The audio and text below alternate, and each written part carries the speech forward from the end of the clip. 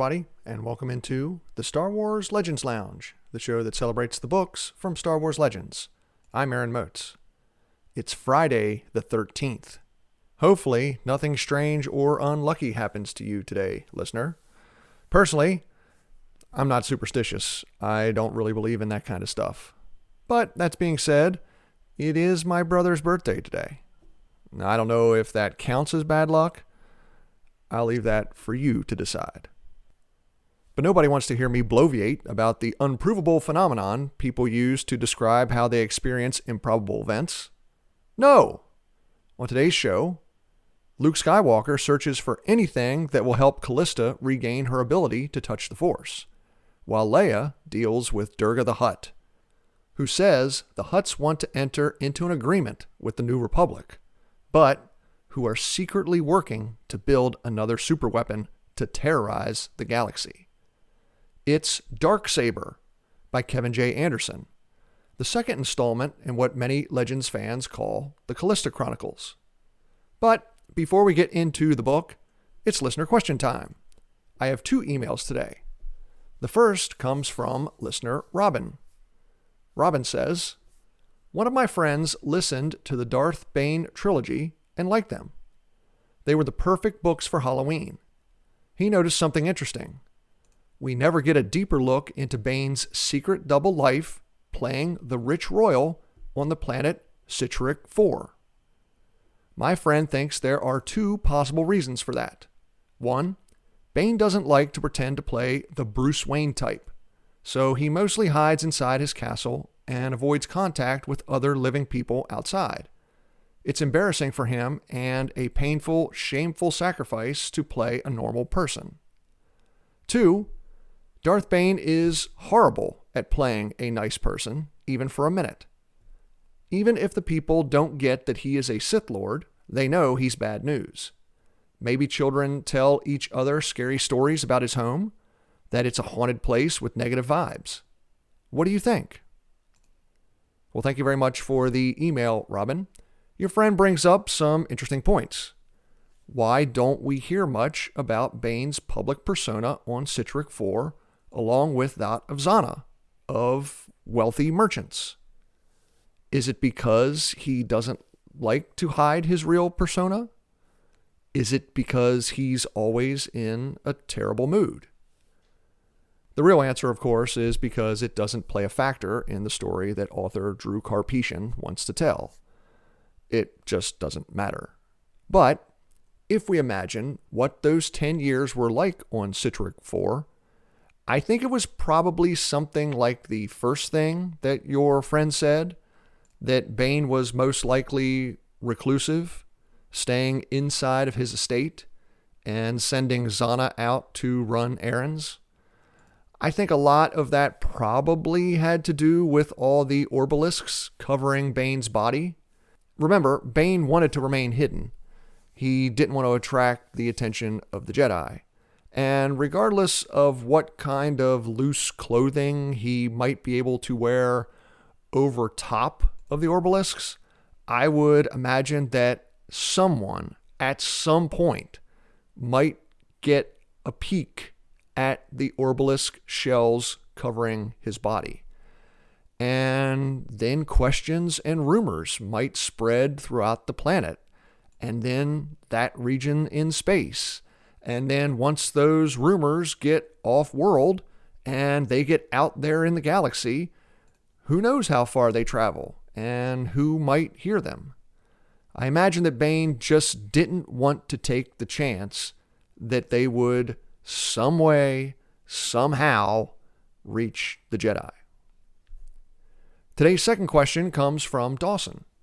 Dawson says, "I discovered your show in June, and I very much enjoy listening to it." Well, thank you very much for the kind words, Dawson. Dawson continues, "I picked up the Darth Bane trilogy and have started reading Path of Destruction. I'm enjoying it so far, and I'm eventually going to get the Thrawn trilogy. My question is, if you could create a team of 5 Jedi to battle a team of 5 Sith, who would you pick? My Jedi team would be Revan, Yoda, Cal Kestis, Legends Luke Skywalker, and Anakin Skywalker. My Sith team would be Darth Malak, Darth Bane, Darth Revan, Darth Tenebrous, and Darth Malgus. Who do you think would win between my two teams? Well, thank you very much for the email, Dawson. If you listen to the show, you know that this isn't normally the type of question that I answer, mainly because I don't look at the Force as some sort of video game type ability where you need the Force to power up to fight people. I understand for a lot of people, they enjoy these types of discussions, but that's just not the way I view the Force. So, your question stumped me, Dawson. I don't also have much of a knowledge about the ancient Sith. But I do find it interesting that you included Revan on both the light side team and the dark side team. Personally, I think the answer is that either team could win depending on what happens during their fight. I think that's the case in real fights in general. It's one of the reasons I've never really been that interested in comic book heroes. To me, those fights aren't real fights. When I think about fights between people or between factions, my favorite type of fighting is realism, realistic fightings. I still say the best fight I have ever seen is in the late 80s movie They Live between Rowdy Roddy Piper and Keith David. That's the type of fighting I like. Between two people, and the fight could go either way depending what happens. It doesn't matter how quote-unquote powerful they are. But for the case of this question, Dawson, that's a wishy-washy answer. That's not what you want. And I understand that. That's not what the people listening here want. So I reached out to a couple friends of the podcast who know a lot more about the types of battles, Dawson, that you are talking about in your question. And they know a lot more about Old Republic Jedi and Sith than I do. First, I asked my buddy Jay. And many of you will remember Jay from 2023, helping us on our new Jedi Order coverage. And earlier this year, Jay joining me for the Bounty Hunter Wars trilogy. Jay, of course, is one of the co-hosts of the Animated Antics podcast. Jay says, I think this would be a very even fight. Revan is both one of the top Jedi and top Sith. He was just that powerful. I think I would maybe tip the battle toward the Sith because Malak was almost as powerful as Revan. He was Revan's apprentice. And from what I know of Darth Malgus, he was considered to be almost as powerful as Anakin Skywalker. Secondly, I reached out to Thomas from the TK331 podcast. Thomas, of course, has read every Legends story, not just the novels, but he's read the young reader books, the children's books. He's read all the comics. He's played the video games. So when it comes to Old Republic stuff, I trust Thomas's opinion. He says, I feel like Cal Kestis is easily the weak link in this bunch. I love him as a character, but in terms of sheer power level, I feel like he's a clear step below everyone else. So, I think I'd hand it to the Darkside group. Then again, as Crystal says, and Crystal is Thomas's co-host on the TK331 podcast, she says, the light side group would end up winning as soon as the plot needed them to win. Thank you once again for the question, Dawson, and thanks to Jay and Thomas for their help with answering it. Now, listener, if you have a question for the show, send me an email at swlegendslounge@gmail.com or send me a message on Twitter, Instagram, or Blue Sky at swlegendslounge. And if you'd like to get your voice on the show, just record a short message and email it in. But please record it in MP3 audio format. Now it's time for today's book, Darksaber by Kevin J. Anderson. Grab yourself a drink. Let's head in to the Star Wars Legends Lounge.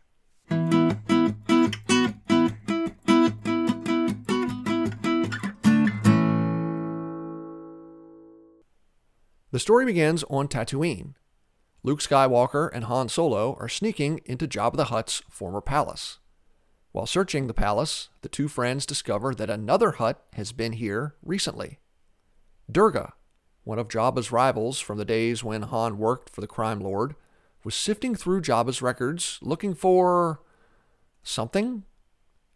And it turns out Jabba had information about how to access Imperial records on Coruscant. Meanwhile, in the Hoth asteroid belt, Durga is planning a diplomatic mission to Coruscant under the auspice of setting up a treaty with the New Republic. When he arrives, the Hutt tells Chief of State Leia Organa Solo that the Hutts want to go legitimate, at least a little bit. Leia is skeptical, of course, but Durga says the Hutts are willing to give the New Republic information about the Imperial remnant in return for access to trading routes, even operating as a government cargo service between New Republic worlds. Leia tries her best to listen to the Hutt's proposal, but it's really difficult because Durga has brought 100 furry little creatures called Toril with him that start running around the conference room. The Toril are actually a hive mind organism, and while the creatures create chaos in the conference room, 3 of the tiny Toril sneak away through a vent in the wall and scamper into the lower levels of the Imperial Palace. Once there, the hive mind directs the Toril to steal plans for the Death Star superlaser. Luke returns to Yavin 4, where he and Callista begin their quest to help her regain her connection to the Force. They start by taking a little vacation to a beautiful resort carved into a comet. The hope is that Callista needs a little time away from Yavin 4, that being around all the other Jedi students is putting too much pressure on her. Unfortunately, the vacation doesn't work. Callista still can't access the Force. She suggests that Luke take her to the places that were integral to his Force education.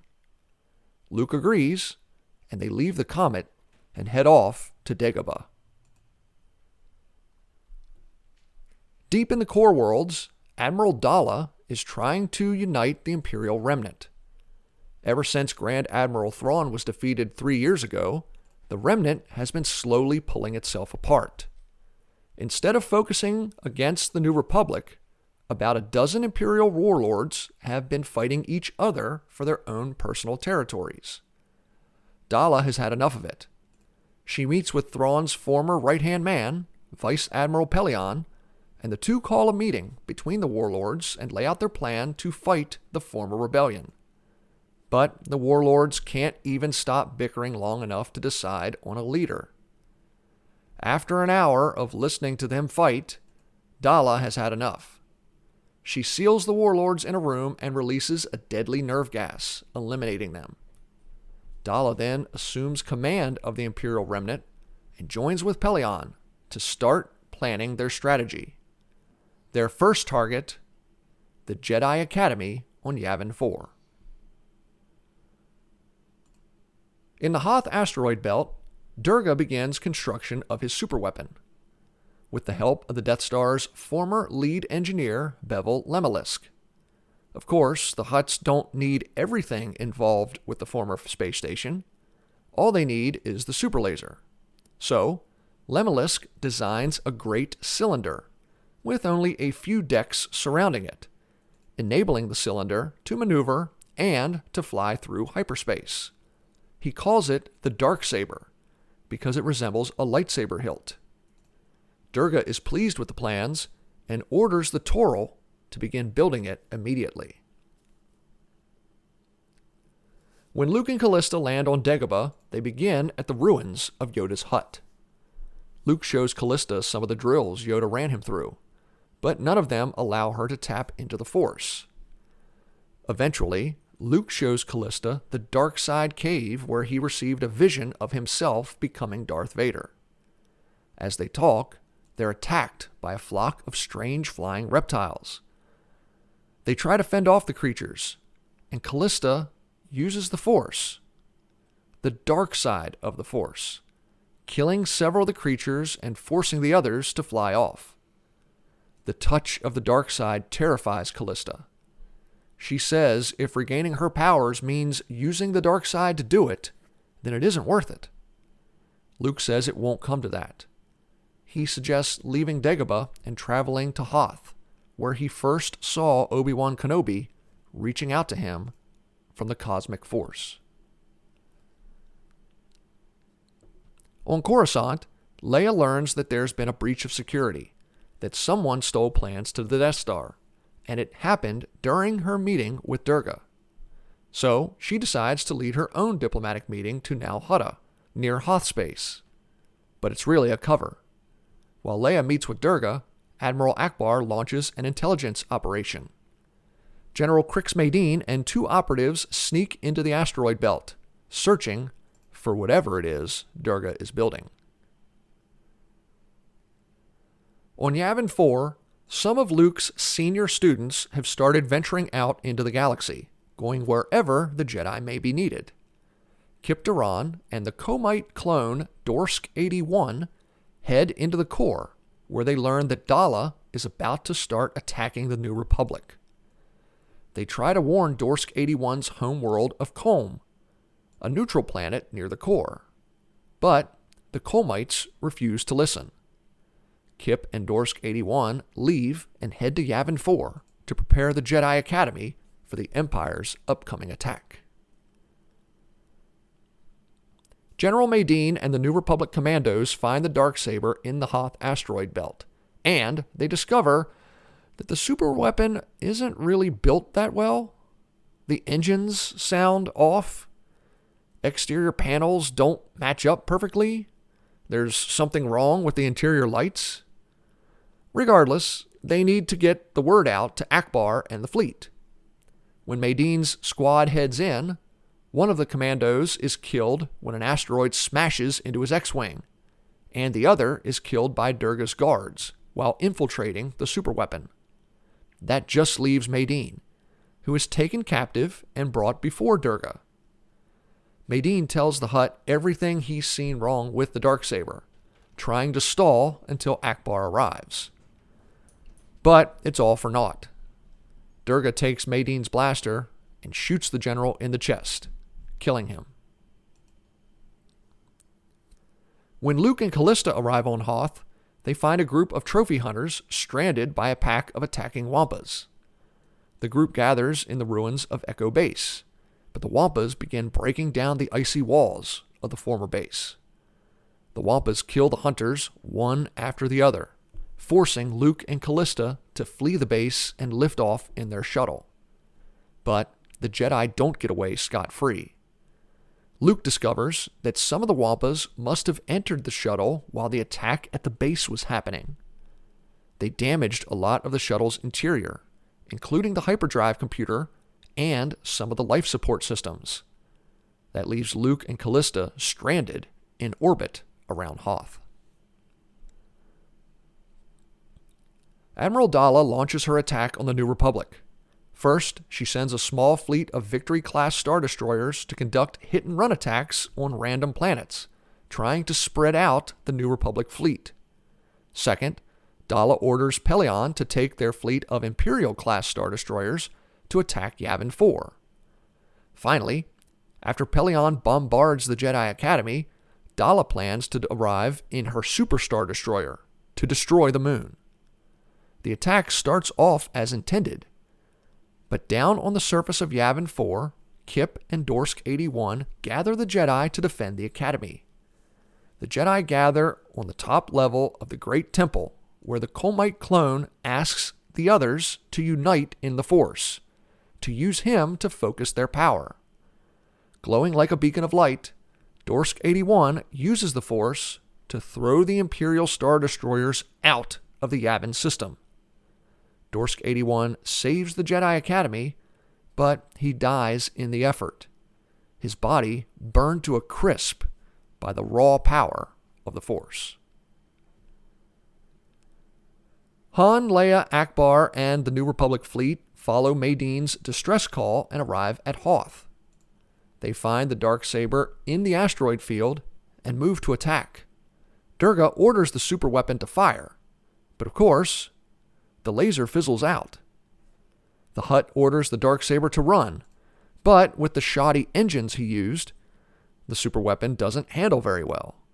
It starts getting bombarded by the asteroids and eventually gets smushed between two of the larger asteroids and explodes.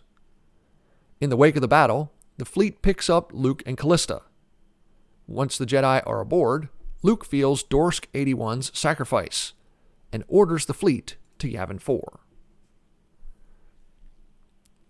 When Dala arrives at Yavin 4, she's confused. Where are Pelion and his Star Destroyers? Still, the Admiral orders her forces to attack the Jedi Academy. Just then, Luke, Leia, and the fleet arrive. Akbar orders the fleet to attack the Super Star Destroyer, while Han, Leia, and Chewie lead New Republic fighters against the squadrons of Imperial TIEs, and Luke and Callista land on the surface to lead the Jedi defense. Our heroes soon turn the tides of the battle, but in the confusion, Callista steals an Imperial shuttle and infiltrates the Super Star Destroyer. She sabotages the ship and plunges it into the gas giant Yavin. The story ends with Luke believing Callista is dead, sacrificing herself to protect the Jedi Academy. But soon, he receives a message. It's from Callista. She tells Luke that she loves him, but she needs to leave to figure out how to reconnect to the Force on her own. Luke is heartbroken, but he knows that Callista has her own journey and he has his. And Luke's journey is right here at the Jedi Academy. Time to take a break. When we return, I'll talk more about Darksaber. I'm Aaron Moats. Stay tuned. You're listening to the Star Wars Legends Lounge.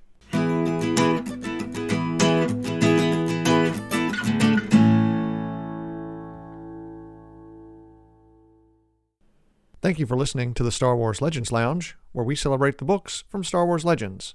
But allow me to recommend a book from Star Wars canon.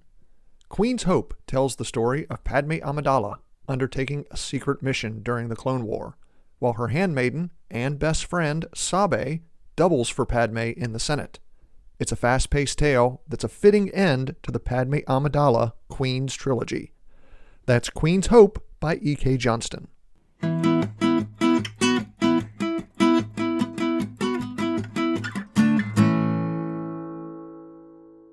Welcome back to the Star Wars Legends Lounge, the show that celebrates the books from Star Wars Legends. I'm Aaron Moats, and today I'm talking about Darksaber by Kevin J. Anderson, the second of the 3 books in what many fans call the Callista Chronicles.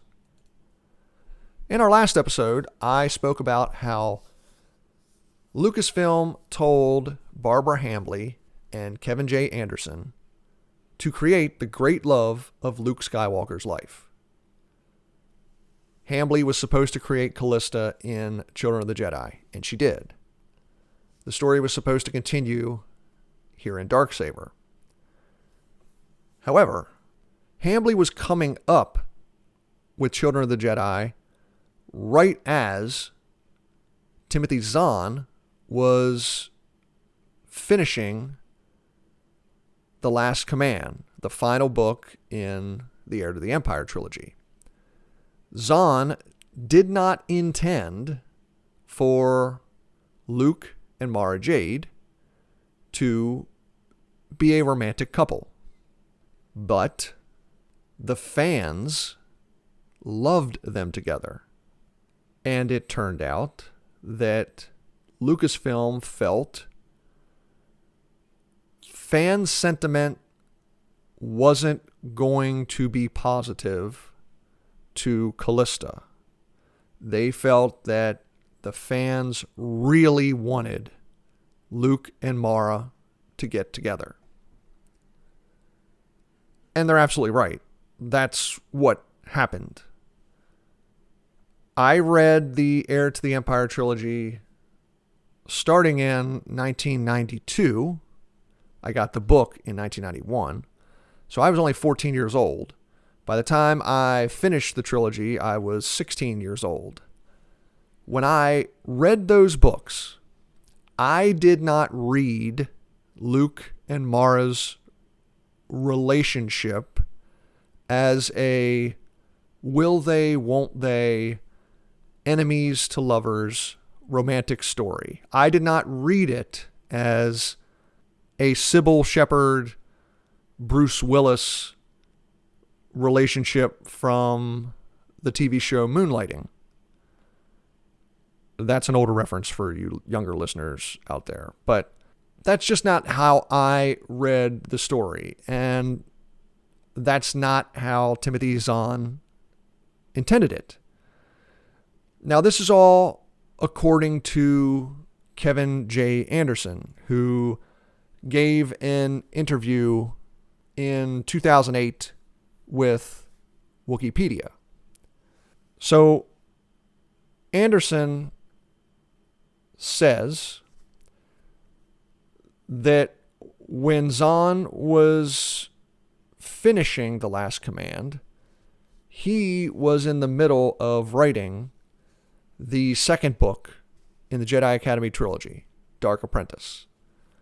In Dark Apprentice, he made Mara Jade and Lando Calrissian begin to flirt. And you can see that in that story. Now, Barbara Hambly at the time was beginning her drafts of Children of the Jedi. So Hambly was charged with creating the first real, true romantic relationship for Luke Skywalker. And she came up with Callista Ming. However, the Heir to the Empire trilogy comes out. Fans of the extended universe really loved Luke and Mara's relationship. So, after Children of the Jedi was finished, Lucasfilm then told Hambly and Kevin J. Anderson that they were going to go in a different direction. That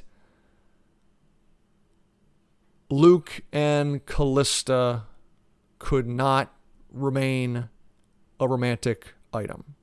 Again, these are from interviews with Kevin J. Anderson in 2008. So, we talked about that in the last episode. Didn't go into that much depth. And the reason is because in this book, Hambly's book, Children of the Jedi, basically remained unchanged for the most part. But Darksaber comes out, and Lucasfilm has pivoted. Luke and Callista can't be together. So Anderson has to come up with a way to get them apart. And he comes up with the idea that Callista, since getting out of the computer core in the Eye of Palpatine and into Cray Mengla's body, that Callista can no longer touch the Force. And when Luke tries to feel Callista's presence in the Force, there's just nothing there. It's almost as though she has disappeared from the Force. And because of this, by the end of Darksaber, Callista believes that she would be a distraction for Luke because his greater calling is to reform the Jedi Order. And if he is continually trying to help Callista regain her ability to touch the Force, it's going to take him away from that calling. And so she leaves at the end. When it comes to Legends stories, when it comes to books in the expanded universe, Darksaber is basement tier for me. It is one of my least favorite. But some of this goes on Lucasfilm, in my opinion. Changing course in the middle of having these authors submit their stories. In my opinion, if they decided to pivot and make Luke and Mara get together, they should have told Barbara Hambly to just completely remove the romance between Luke and Callista in the previous book, Children of the Jedi. Because one of the things that I am not a fan of in this story, Darksaber, is Luke and Callista traveling the galaxy, doing all the hits from The Empire Strikes Back. Let's go to Dagobah. Let's go to Hoth. I'm not a fan of that. The one aspect of Luke and Callista's story I did think was interesting is when Callista touches the dark side of the Force. I thought that was interesting. And I thought that her revulsion to it was interesting. It's never really explored again. It's not explored in the rest of Darksaber. And spoiler alert, for the final Callista book, Planet of Twilight, it's not explored there either. So that's one reason I'm not a fan of this book. The other reason, and probably the bigger reason I'm not a fan of this book, is the Darksaber plot. I am not a fan of watching a slow motion train wreck. And the entire time they talk about the construction of the Darksaber, you know, at the end, it's not going to work right. So they spend 300 pages in this book with Durga and Bevel Lemelisk leading the construction of this super weapon just for it to fizzle out and then get smashed by an asteroid. And you can see it coming. To me, it's just not compelling. Now, I've had this opinion for 3 decades. In researching this episode of the show, I found online where Kevin J. Anderson gave an interview in 2014 to the website alternativenation.net, where they got into the building of the Darksaber. And Anderson says, before he became a writer, he worked in a government lab, and they worked with nuclear technologies. He didn't intend the story to be taken as another superweapon of the week. Anderson said that when the US and Soviets were in their race to build the most extravagant nuclear weapons during the Cold War, some of that information and technology got out. And it got out to different bands of terrorists in the Middle East, in Africa, in the Far East, some antagonistic governments got their hands on it, and they started trying to build their own nuclear weapons. Anderson said, quote, "That's the point of Darksaber. Once you have these weapons, they start to proliferate and get out in the world. The story is based on something I was working on, something that's realistic to politics. Not, let's build a new toy that dominates the last big toy." And Anderson says that readers just looked at the book and said, "Oh boy, it's just another Death Star laser." He closes by saying that wasn't what the book was about. I appreciate what Anderson is trying to say.